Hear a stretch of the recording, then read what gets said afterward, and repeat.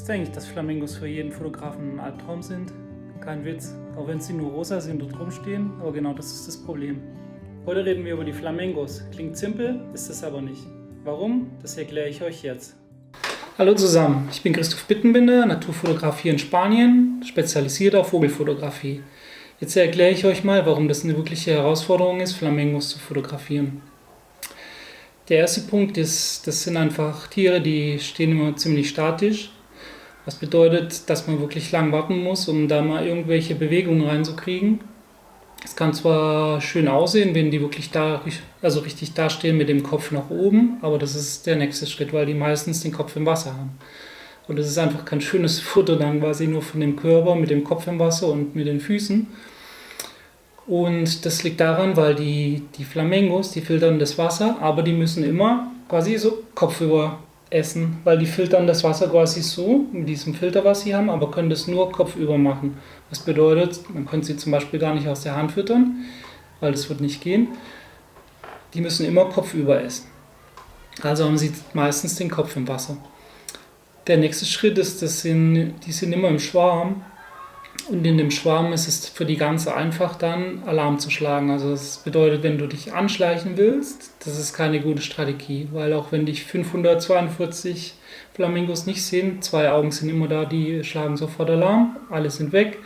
Das ist nicht gut für die Flamingos und für dich hat es das dann erledigt für den Tag, weil so schnell kommen die dann nicht mehr zurück.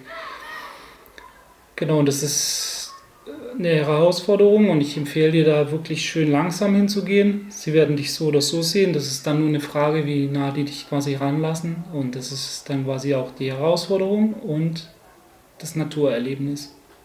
Der anderer Grund ist dann, weil die auch immer im Rudel stehen, es ist wirklich kompliziert, da mal ein schönes Foto zu machen, wo kein anderer im Hintergrund ist. Also es ist wirklich, man muss sich dann quasi auf die Äußeren fixieren und dann einfach hoffen, dass jetzt kein anderer Flamingo im Hintergrund ist und man trotzdem einen schönen Hintergrund erwischt. Weitere Gründe sind natürlich, weil die essen ja diese kleinen Krebse, was die so rausfiltern, was denen dann quasi den Farbstoff gibt, damit die dann pink sind, weil würden die den Krebs nicht essen, wären die alle weiß. Und dieses Pink ist auch wirklich nicht einfach, dann wirklich gut rauszukriegen auf dem Bild.